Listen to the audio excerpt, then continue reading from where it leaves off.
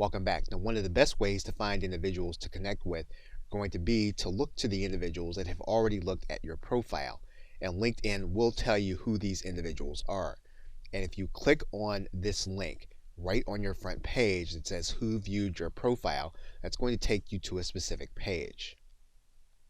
Now, these are going to be individuals that you can look to their profiles. You can find out more about them, and then you can determine whether you want to connect with them or to message them to find out more, or to determine why they have looked at your profile. Now, currently, this is the case because we are in public mode to view profiles. If we were to change this to private mode, this would change.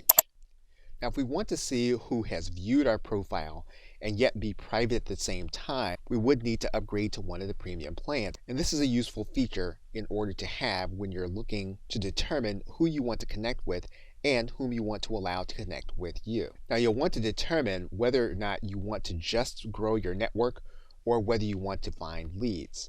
What you'll find that if you determine that you want to grow your network, this is the business plan. If you want to use the search tool for leads, you're going to be suggested the Sales Navigator.